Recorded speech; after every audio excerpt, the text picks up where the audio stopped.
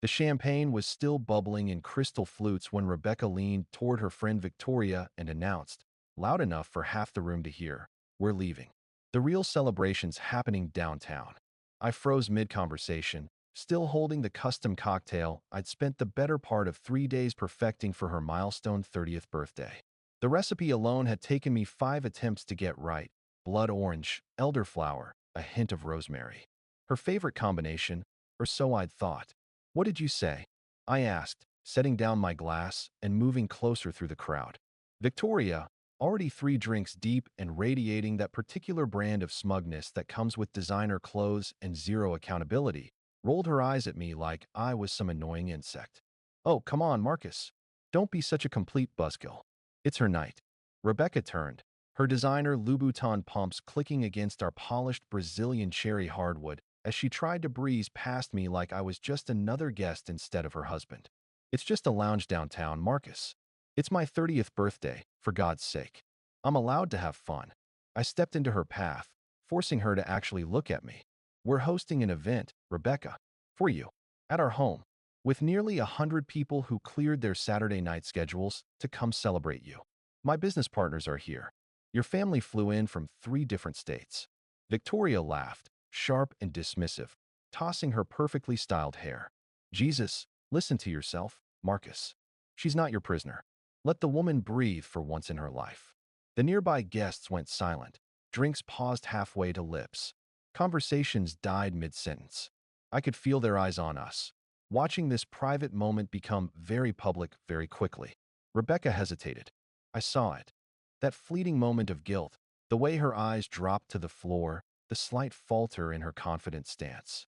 But Victoria looped an arm through hers like she owned her, like she was the one who'd been married to her for 8 years.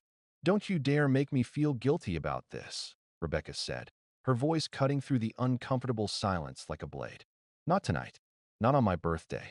I kept my voice level controlled. "Guilty about what exactly? Walking out on people who genuinely care about you? People who drove hours to be here?" Victoria waved her hand dismissively, her diamond tennis bracelet catching the light. "Honestly, Marcus, this is embarrassing. For you. You're making a scene." Rebecca's face went blank, that mask she wore when she'd already made up her mind about something. "I'm going. I need this." She pulled away from my light touch on her elbow and headed straight for the front door, her silver cocktail dress shimmering under the chandelier.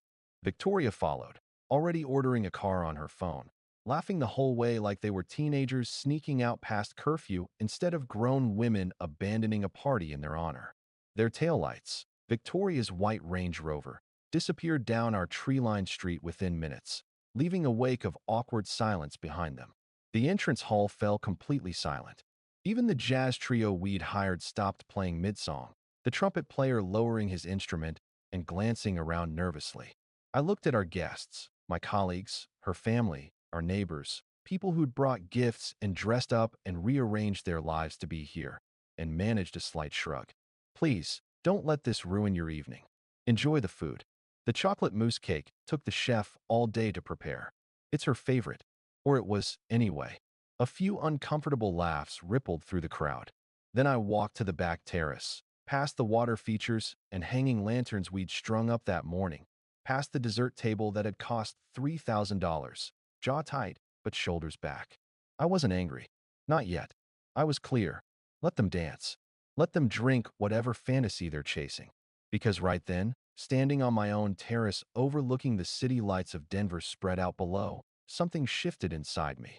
Not sadness, not fear, just absolute, crystalline clarity. You see, I've spent the last decade building something real, a software consulting business that now employs 43 people, a home that I designed room by room, a future I thought was worth protecting. And maybe this birthday disaster was the wake-up call I never asked for but desperately needed. The kind that forces you to see what's been right in front of you all along, hidden behind pretty words and prettier excuses.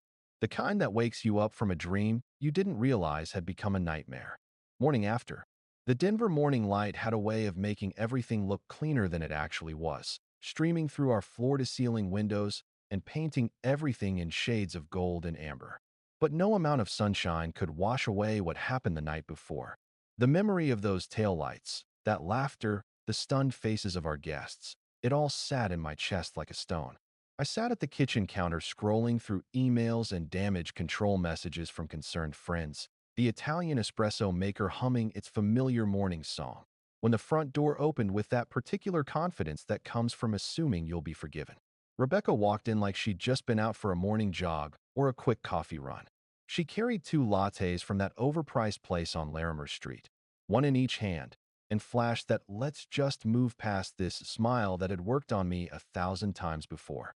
"Thought I'd bring a peace offering," she said lightly, her voice carefully cheerful, as if our entire neighborhood hadn't witnessed her dramatic exit with Victoria on her arm less than 12 hours ago.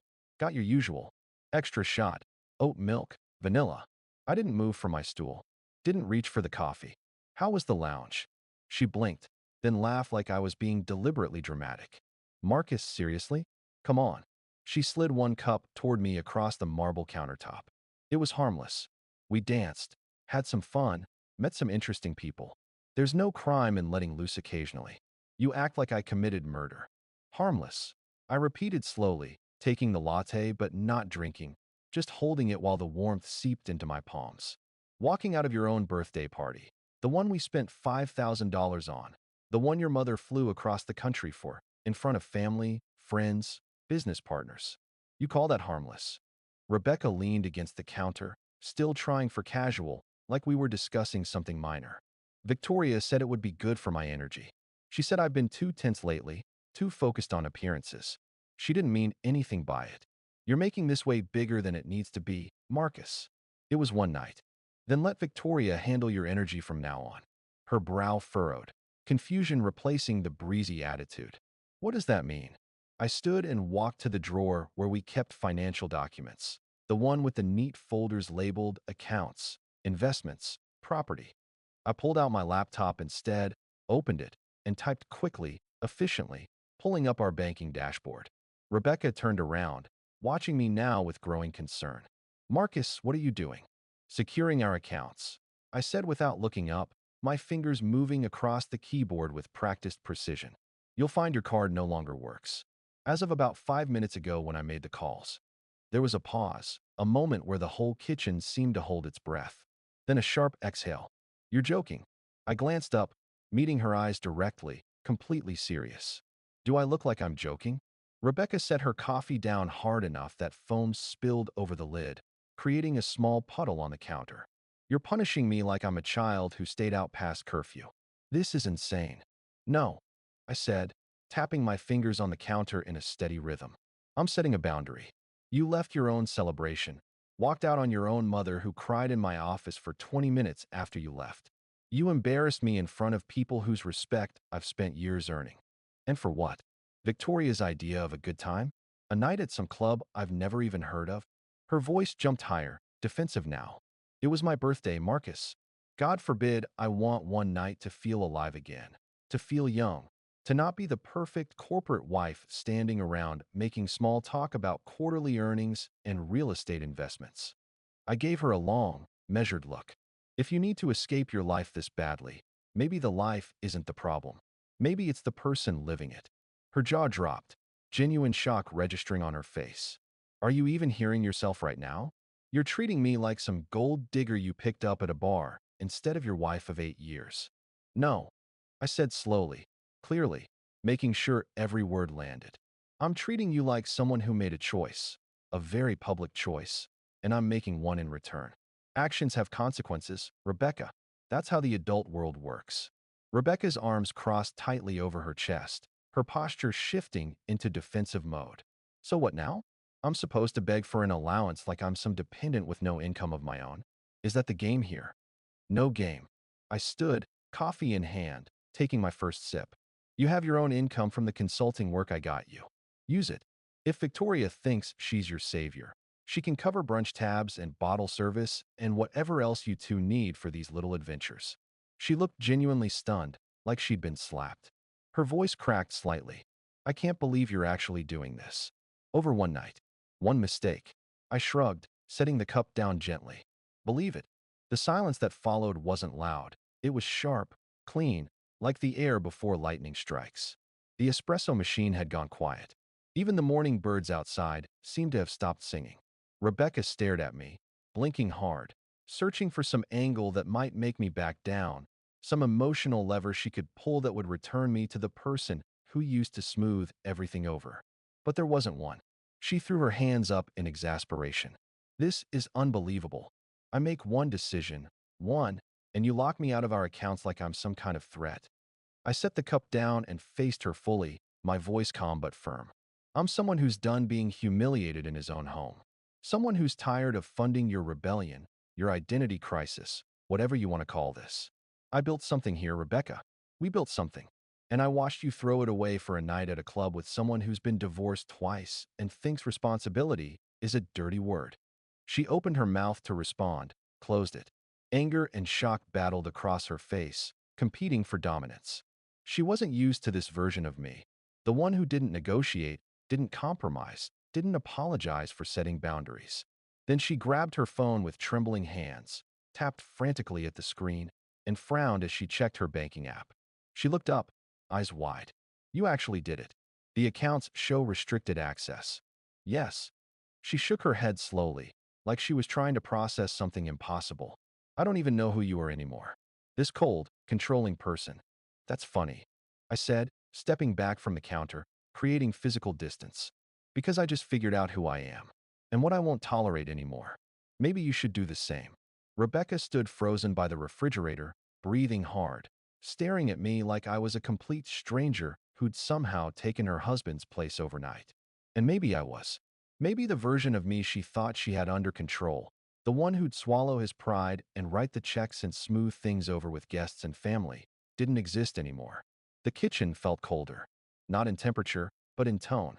The warm morning light streaming through the windows suddenly seemed harsh, revealing rather than concealing. Something unspoken settled between us. A shift neither of us could pretend away or laugh off or dismiss as a temporary mood. This wasn't a marriage on pause anymore. It was a line drawn in stone. We weren't partners. We were opponents. And somewhere deep in my chest, beneath the hurt and the anger and the betrayal, I felt something else, relief. The discovery. That afternoon, I was in my home office organizing contracts into neat stacks. The physical act of creating order helping to settle my mind. When my phone buzzed against the mahogany desk, Carter's name lit up the screen. He wasn't the type to call unless something important was happening. We'd been friends since college, and he knew me well enough to know when to leave me alone and when to push. I answered, "Yeah." His voice dropped low, serious in a way that immediately put me on alert. "You need to get to the Summit Lounge downtown. Right now." I leaned back in my leather chair, the afternoon sun creating shadows across my desk. "What's going on?" "Just get here," he said, and I could hear street noise in the background, the sound of the city moving around him. "And Marcus?" "Stay calm. Whatever you do, stay calm." That phrase, "stay calm," that always meant trouble. 25 minutes later, I pushed through the Summit's heavy glass doors. Low lighting, soft jazz filtering through invisible speakers, hushed conversations happening in expensive leather booths. Everything designed to feel exclusive, intimate, private. The kind of place where Denver's business crowd came to close deals and have conversations they didn't want overheard. Carter waved me over from a corner table near the window, his expression serious, his usually relaxed posture tense with concern. "What's this about?" I asked, sliding into the booth across from him, my eyes already scanning the room with practiced efficiency. He nodded subtly toward the far booth, the one tucked into the corner with the best view of the city. "Look, but don't react."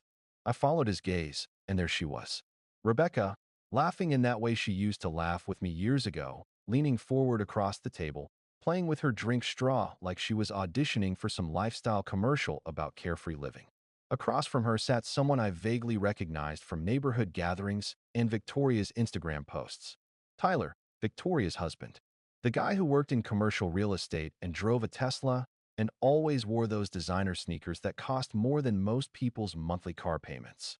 He looked relaxed, smiling, leaning closer than any casual conversation required.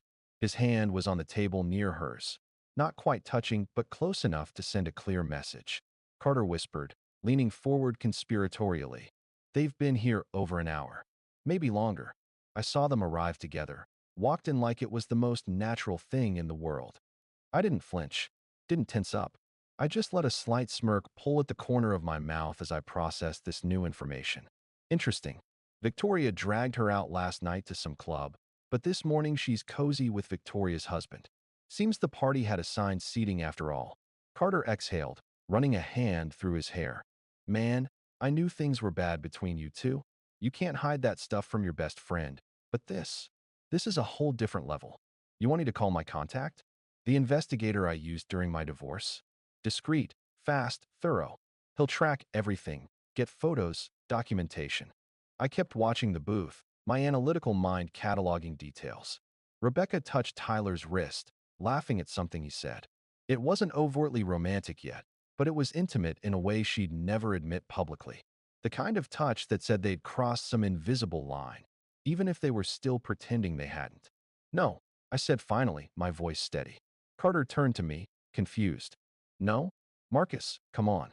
If things get uglier, and they will, you're going to wish you had documentation. Evidence. This is how you protect yourself. I'm not hiding behind someone with a camera, I said, still watching them. If there's truth here that needs confronting, I'll face it myself. Eye to eye. That's how I operate. Carter stared at me like I was speaking a foreign language. You sure? Because this looks really bad, man. This looks like the beginning of something that's going to blow up your life. I nodded once, finally turning to meet his concerned gaze. I prefer my justice face to face. Always have. Across the room, Rebecca suddenly stiffened. She hadn't seen me. She'd noticed a server who recognized me, probably someone who'd worked one of our company events. The server whispered something while refilling their water glasses. Her shoulders tensed in that guilty way I'd learned to recognize over 8 years of marriage. That particular set of her spine that meant she'd been caught doing something she knew was wrong. Tyler followed her gaze, scanning the room with growing concern, his relaxed posture evaporating. I didn't look away, didn't hide behind the menu or my phone, didn't move at all. I just raised my glass of water to them with the smallest, calmest nod. A acknowledgement. A message. I see you. Carter muttered under his breath. You're playing a dangerous game here. Not a game, I said, setting down my glass with deliberate care. Just clarity. Just the truth coming into focus. Rebecca whispered something urgent to Tyler, grabbed her designer bag, the one I'd bought her for Christmas, and rushed toward the exit, trying to look casual but failing completely. Anyone watching could see she was running. Tyler stayed seated for a moment longer, rubbing the back of his neck, staring at his drink like it might contain answers. Then he pulled out his phone and started typing furiously. Carter sighed, signaling for the check. So what now? You just wait for her to come home? Pretend you didn't see this. I stood, straightening my jacket, feeling strangely calm despite the bomb that had just gone off in my life. Now nothing. She'll come home eventually. And when she does, she'll either talk or she won't. Either way, she'll make her choice clear without me having to force anything. We stepped out into the crisp Denver afternoon, the autumn air biting with the promise of early winter.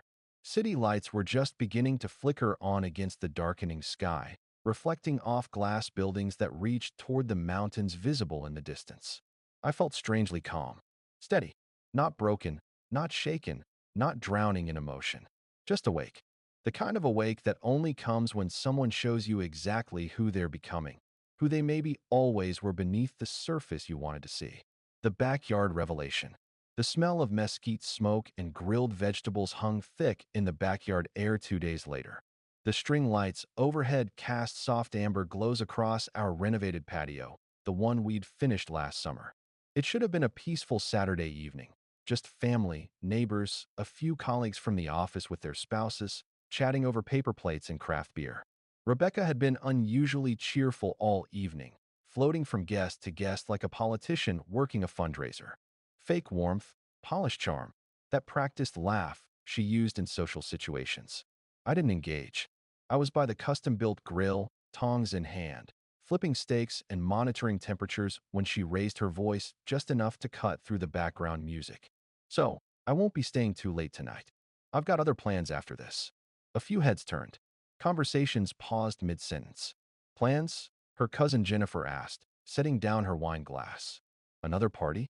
Rebecca smiled sweetly, sipping from her glass of expensive Chardonnay. Something like that. I've got a dinner meeting. Downtown, Victoria, lounging nearby in her bright floral sundress, cackled louder than necessary, drawing more attention. Ooh, girl, you are absolutely wild tonight. Living your best life. I didn't flinch. I turned the stakes once more, then slowly set the tongs down on the granite countertop. I wiped my hands on the towel hanging from my belt and walked over to where Victoria was standing, still sipping her drink and watching Rebecca like a proud enabler. Victoria, I said calmly, my voice cutting through the chatter. Did Rebecca already tell you? Or should I? She blinked, confused. Tell me what? Rebecca's smile faltered, her fingers tightening around her wine glass. Marcus, don't. Not here. Not now. The patio went quiet. Even the Bluetooth speaker seemed to lower its volume. I kept my tone neutral, conversational, like I was discussing the weather. That I saw her yesterday. Downtown. In a booth at the summit with Tyler. Victoria's laugh caught in her throat, dying mid-sound. She looked at Rebecca, confused, then back at me. What? What are you talking about? Angela straightened her shoulders, lifting her chin defiantly. It wasn't what it looked like. We were just talking. I cut in, still addressing Victoria directly. They were laughing, holding hands across the table. At that private lounge Tyler swore he thought was pretentious and overpriced. Remember how he complained about it at your anniversary dinner? Victoria stepped back slightly, her face draining of color. Tyler, my Tyler. Her voice cracked. You were with my husband? Rebecca's face flushed red. Victoria, calm down. Nothing happened. It was just lunch. A conversation between friends. Then why did you run when you saw me? I asked quietly. Friends don't run. That silence. It weighed more than the Colorado mountain air, pressing down on everyone present. Victoria turned toward the house, where Tyler had just stepped out onto the patio with a beer in hand, laughing at something on his phone. He froze mid-step when he saw all eyes on him. Is this true? Victoria barked, her voice sharp enough to cut glass. You and Rebecca? Meeting behind my back. Tyler looked between us, me, Rebecca, Victoria, the 30-plus guests who were all pretending not to watch while absolutely watching. His jaw tightened. I was going to talk to you. This weekend. I had it planned. Oh, that's rich. Victoria spat, her voice rising in pitch. You were going to talk after you sneak around with my best friend behind everyone's back? How considerate. Tyler rolled his eyes, and I saw something in that gesture. Resignation, maybe relief. It's been over for months, Mel. You know that. You just don't want to admit it because it ruins your perfect Instagram aesthetic. That's when everything unraveled like a sweater catching on a nail. Victoria's voice rose to match his. Don't you dare pin this on me. Don't you? She whirled on Rebecca, fury radiating from every pore. You snake. I let you into my house. I defended you to everyone when they said you were using Marcus. And you're sneaking around with my husband? Rebecca raised her hands in panic, her wine glass nearly slipping from her fingers. Victoria, I swear. Tyler came to me. I didn't seek this out. I didn't mean for any of this to happen. Oh, please, Victoria shouted, her carefully maintained composure completely shattered. You meant it the second you slid into his booth with that fake little smile of yours, playing the victim about your terrible marriage. Guests started quietly backing away toward the gate. A few made excuses about early mornings and babysitters. The couples from my office exchanged uncomfortable glances. Tyler crossed his arms, his voice dropping but carrying clearly in the shocked silence. I'm done, Victoria. I've already talked to a lawyer. Mitchell and Associates. I'm moving out next week. The papers will be filed by Friday. The words hit like a physical slap. Victoria just stood there, eyes wide, stunned, trembling with a combination of rage and disbelief. You're what? She whispered, all the fight draining from her voice. Don't act shocked, he muttered, taking a long pull from his beer. We've both been living in denial for 2 years. I just beat you to the truth. Had the courage to actually do something about it. Victoria turned to Rebecca, her voice shaking with barely controlled fury. You destroyed 2 marriages in 1 week. That's got to be some kind of record, even for you. Rebecca tried to step forward, reaching out. Victoria, I didn't mean. Don't. Victoria snapped, holding up her hand. Don't say a word. Don't even look at me. We're done. Friendship over. You're dead to me. I watched the scene unfold without saying another word because I didn't need to. They'd built their own wreckage. I just lit the match that let everyone finally see the smoke that had been there all along. As the backyard emptied out, guests leaving their plates half full, mumbling awkward goodbyes, avoiding eye contact, and the string lights continued their oblivious twinkling above us. I walked back to the grill. The steaks were still perfect, medium rare, just like I'd planned. Dinner was served, even if no one was left to eat it.